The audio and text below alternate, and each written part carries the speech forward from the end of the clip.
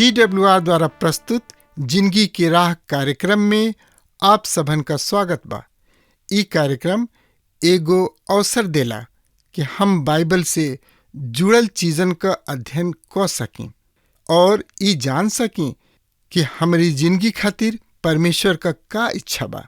यही उद्देश्य के साथे हम ई कार्यक्रम आप सबन खातिर प्रस्तुत करतनी। कृपा करके देखी सुनी ताकि परमेश्वर आपकी जिंदगी का मार्गदर्शक ठहरे।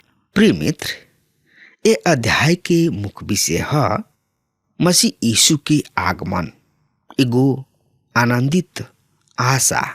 तो और ज्यादा से ज्यादा जानकारी खातिर रो हमरा संगे आपन पवित्र शास्त्र बाइबल निकाल लेनी। हाँ, तो ओमे देखी पहला थिस्सलुनीकी के पत्री 1 अध्याय के 1 पद एह तरह से बतावता। पौलुस सिलवानुस और तीमुथियुस के ओर से थिस्सलुनीकी सबके कलीसिया के जौन की पिता परमेश्वर और प्रभु यीशु मसीह में बा तोहनी लोग के अनुग्रह और शांति मिले। मित्र, यहाँ पर परिचय पौलुस के दूसरा पत्री से एकदम अलग बा, यानी कि एकदम भिन्न बा। लेकिन कुछ ऐसन भिन्नता बा जेकरा ऊपर हमने के ध्यान देवे के चाहिए। पौलुस नमस्कार कहताने और नमस्कार कहत समय अपना साथ सिलवानुस और तीमुथियुस के भी जोड़ लेताने। एगो बात के ध्यान रखी हरदम कि सिलवानुस और तीमुथियुस अभी थिस्सलुनीकी के संदेश लेके आइल बने। वो उनकर नाम ऐसे ले रहल बने ताकि लोग जाने कि यह पत्री में जौन कुछ भी लिखल जा रहल बा वो उनको भी मालूम बा। जब वो पौलुस ये लोग के नाम के अपना साथ जोड़ताने तो वो में पौलुस के दीनता प्रकट होता। अपना प्रचार के मचान पर खड़ा मत करा, ओकरा के अपना बीच में चमके दा।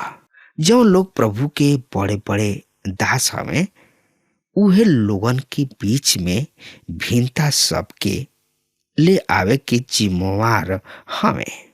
चाहे कुछ भी होके हम परमेश्वर के वचन के सेवा करीना और हम ए बात में बहुत ही सावधान बानी कि हम परमेश्वर के वचन के सिखाई ना और ओकरा बदले में हम काम कर रहल बानी, उनकर अगुवाई कर रहल बानी। जहाँ तक जिंदगी जिए के सवाल बा, प्रभु के सेवक सबकी जिंदगी आत्मिक रूप से कलीसिया के सामान्य विश्वासी के जिंदगी से बहुत ही आगे होके के चाहिए। काश हम याजक सबके और सामान्य विश्वासी सबके जिंदगी में भिन्नता ले आवेलन। परमेश्वर के वचन के अनुसार ये भिन्नता गलत बा। हमने के जिंदगी जिए खातिर परमेश्वर के मापदंड बहुत ऊंचा बा। कलीसिया में दूगो परिस्थिति बा जौन की बहुत ही खतरनाक है। पहल का परिस्थिति है उस सेवक जौन की अपना आप के ऊंचा उठावेलन। दूसरा का एगो सामान्य आदमी जौन की बाइबल पर आपन अधिकार जतावेलन, जबकि ऊ ठीक से बाइबल पढ़ ले ही नहीं खन, फिर भी सीधा रेखा से बहुत ही दूर चल जाले। सबसे बड़ हमने की जिम्मेवारी ये है कि हमने के परमेश्वर के वचन के संपूर्ण रीति से सिखावे। यदि एगो आदमी परमेश्वर के संपूर्ण वचन के सिखाई है तो ऊ कोनो भी विषय पर कभी भी बोल सकता है। जब तक रुआ पूरा पवित्र शास्त्र बाइबल के शिक्षा के ठीक तरी से ना जानम तो केहू के ठीक तरी से सिखा ना पाई। काश ये तरी के शिक्षा कलीसिया में ले आवल जाइत तो कतना बढ़िया होगे और लोग पूरा पवित्र शास्त्र के ठीक ढंग से समझ और अध्ययन कर सकते। मित्र, दूसरा थिस्सलुनीकि की कलीसिया के नाम हो सकता कि उनकर जिंदगी शैली कुछ अलग होके और उन्हीं लोग की समस्या भी फिलिपी के कलीसिया से कुछ अलग होके। ए पत्री के शुरू पौलुस दूसरा पत्री से करताड़े, काहे कि ई उनका द्वारा लिखल पहला पत्री है। जब मसीह यीशु प्रार्थना कैलन त ऊ मंगले, हे पिता, ई सब एक हो जाओ, जैसे कि हम तोहरा में बानी और तू हमरा में, उहो हमनी में एक होके, ताकि लोग विश्वास करे कि तू हमरा के भेज ले बाड़ा। यूहन्ना 17 अध्याय के 21 से 23 पद में लिखल बा। मित्र, और प्रत्येक विश्वासी जे मसीह में बाणे उ सुरक्षित बाणे। ई बहुत ही सुरक्षित जगह है जौन की परमेश्वर पिता मसीह यीशु में बाणे। अनुग्रह और शांति तोहरा के मिलत रहे। ई त केवल नाम के खातिर परिचय है जौन की पौलुस हर एगो पत्री में कहले रहन। पहले अनुग्रह फिर शांति। ये दोनों पिता परमेश्वर और प्रभु यीशु मसीह के द्वारा है। पहला थिस्सलुनीकि 1 अध्याय के 1 पद में लिखल बा, हम अपना प्रार्थना में तोहरा के याद करीना और हरदम तोहनी लोग खातिर परमेश्वर के धन्यवाद करीना। पौलुस ओ सब कलीसिया के खातिर प्रार्थना कर रहल बड़े जौना के स्थापना ऊ कैले रहन। पौलुस के पास प्रार्थना की बहुते बड़ सूची रहे। यदि रुआ ओ सूची के पा लेब त ओ सूची में सबकर नाम लिखल बा और ई बड़ा ही आश्चर्य के बात हुई कि कतना कलीसिया रहे, कतना लोग रहन, कतना सामूहिक लोग रहन जेकरा खातिर पौलुस प्रार्थना कर रहल बड़े। बाकी ना ही आश्चर्य करम के बात। हाँ श्रोता मित्र, भाई बहन बा, रुआ कतना प्रार्थना कर रहल बानी दूसरा खातिर, ई रुआ पर निर्भर करता और इहो निर्भर करता कि रउआ प्रभु के साथ कतना निकट बानी। मित्र, अगर रुआ प्रार्थना नहीं कर रहल दूसरा खातिर त आज वे यही घड़ी घुटना टेक के प्रभु किने आई दूसरा खातिर और दूसरा खातिर लौ लगा के प्रार्थना करी। पौलुस भी अपना कलीसिया, अपना लोग और अपना खातिर प्रार्थना कर रहल बने। सोचे वाली बात बिया कि ना श्रोता मित्र भाई बहन, हम मित्र सोचे वाली बात बिया। हम तोहनी लोग के विषय में परमेश्वर की धन्यवाद करतानी। यहाँ पर पौलुस एह तरी से कह रहल बने, हम तोहनी लोग के विषय में परमेश्वर के हम धन्यवाद देतानी। पौलुस एह कलीसिया खातिर धन्यवाद देताने। एकर महत्वपूर्ण कारण ई रहे कि ऊ दूसरा खातिर आदर्श रहन।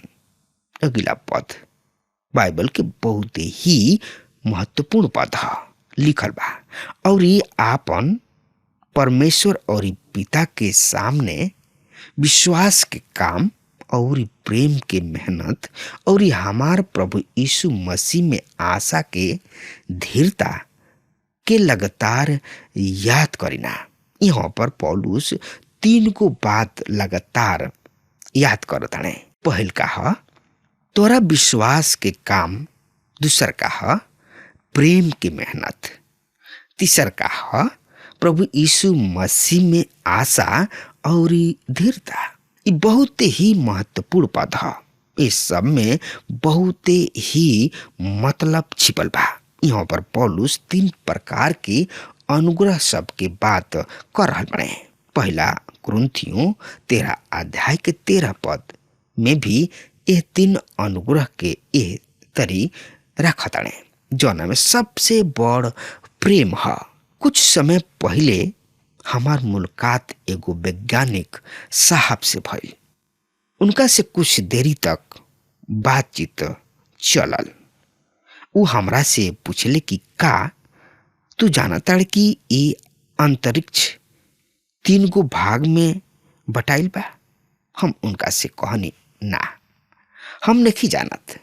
उ बतौले, समय, जगह और पदार्थ। का तू चौथा के बारे में सोच सकता? हम तो ई कहू के बारे में नहीं सोच सकत साहब। ऐसे उ आगे कहले कि समय 3 भाग में विभाजित बा, वर्तमान, भूत और भविष्य। का तू चौथा के बारे में और ही सोच सकता? फिर भी हम कुछ ना बोलनी।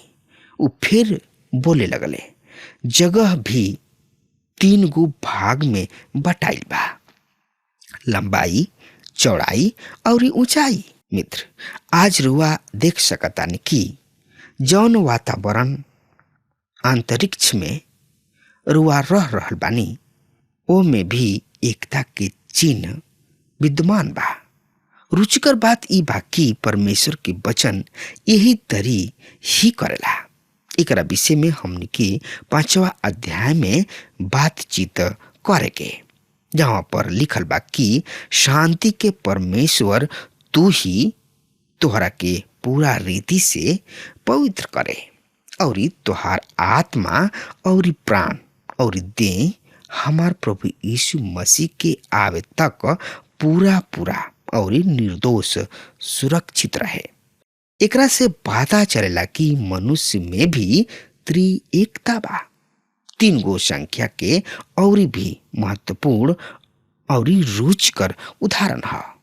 शुरू में परमेश्वर नर और नारी के एगो पास ले जइहन और कहले कि दोनों एक तन हो जा लोग। उ बच्चा पैदा कैला के द्वारा एक तन और एक मन हुई है। कारवक बहु एकरा ऊपर ध्यान देले बानी। उत्पत्ति के किताब में आदम के बेटा के 3 गो के नाम आइल बा, आदम, हवा और 3 बेटा। हाँ श्रोता मित्र भाई बहन, हो सकता उनका किन्ने 100 से भी ज्यादा बेटा रहल हुई है। मानव जाति के उत्पत्ति ही एनी लोग से ही भइल, लेकिन 3 गो बेटा के नाम बा, कैन, हाबिल और सेत। ए पद में पौलुस मसीही जिंदगी के 3 गो अनुग्रह के बारे में बता रहल बने। भूत है विश्वास के काम, वर्तमान है प्रेम के मेहनत, भविष्य है धीरज के आशा। विश्वास, आशा और प्रेम, ये तीनों गुणवाचक संज्ञा है। हमने के कौना तरी से एकरा के अपना जिंदगी में अपना सकतानी जा, कौना तरी से एकरा के ठोस ऊपर दे सकतानी जा। ई तो कोनो ऐसन आदमी के बारे में कहानी लगता जौन की बच्चा के प्यार करत रहले। एक दिन वो बगल में घूमे फिरे यानी कि टहले के जगह बनौले। दूसरा दिन फिर वो जगह के देखे गुलन तो देख लेका कि ओह पर बाचा यानी कि लड़का बच्चा के गोड़ के दाग बा। बच्चा वहां पर चलल रहले और ई देख के वो आदमी बहुते गुस्सा भइले। एगो आदमी जौन की वहां रहत रहन उ कहले, रुआ अतना क्रोधित काहे हो रहल बाड़े? उ कहले, हम उनका अंदर के मौजूद गुण सब के प्यार करीना, बुराई के ना। अब सवाल उठता कि कौना रीति से अब हम इस शब्द के ठोस रूप पेश करी। पौलुस इस सब चीज के ठीक रीति से पेश कर रहल बने। विश्वास के काम, प्रेम के मेहनत और आशा के धीरज। यही 3 गो बात के खातिर ओ थिस्सलुनीकि के विश्वासी सब के प्रशंसा करतने। कौना तरी से मूर्ति पूजा से विश्वास के ओर फिरा, ई विश्वास के काम है। सच्चा और जीवित परमेश्वर के सेवा कइल, ई प्रेम के मेहनत और उनका बेटा के आवे के इंतजार, आशा के धीरता है। विश्वास के काम एगो विचित्र छाप है, काहे कि हमने से कहल गुल बा कि विश्वास के द्वारा अनुग्रह से ही उद्धार भइल, और ई तोहरा ओर से ना वरन परमेश्वर के दान ह, और ना कर्म के कारण ऐसन होखे कि केहू घमंड करे। फिर भी एकरा के विश्वास के काम कहल गइल बा। हमरा समझ से पौलुस बहुत ही स्पष्ट रूप से बता रहल बने कि याकूब और पौलुस के विचार सब में विरोधाभास नइखे। याकूब 2 अध्याय के 18 पद एह तरी से बता रहल बा, केहू कह सकता कि तोहार विश्वास बा और हम काम करतानी, तू आपन विश्वास हमरा के क्रम के बिना देखेला। हम आपन विश्वास अपना कार्य के द्वारा तोहरा के सिखाई। ई विश्वास के काम ह। यही तरी से विश्वास दूसरा तक पहुंचावल जाला। पौलुस और याकूब के विचार एक दूसरा के विरोध में नहीं खे, काहे कि दोनों एक ही विषय में लिखले बने। विश्वास मनुष्य के आत्मा के वचन के प्रत्युत्तर है। एकरा बाद वो विश्वास के द्वारा चलेला। दूसरा कुरिन्थियों 5 अध्याय के 7 पद में लिखल बा, काहे कि हम रूप देख के ना विश्वास से चलिना। मसीह यीशु भी यह बात की यूहन्ना रचित सुसमाचार 6 अध्याय के 28 और 29 में कहल बने एह तरी से, ऐसे ऊ उनका से कहले, परमेश्वर के काम करे खातिर हम का करी? यीशु जवाब देत उनका से कहले, परमेश्वर के कार्य ई बा कि जे उनका के भेज ले बा, तू उनका पर विश्वास करा।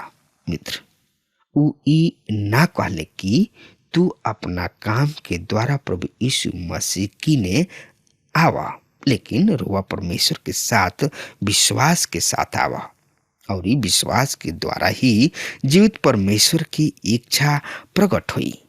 चेला सबके जिंदगी में एगो बहुत ही बढ़िया उदाहरण लूका 5 अध्याय के 4 पद में पावल जाला।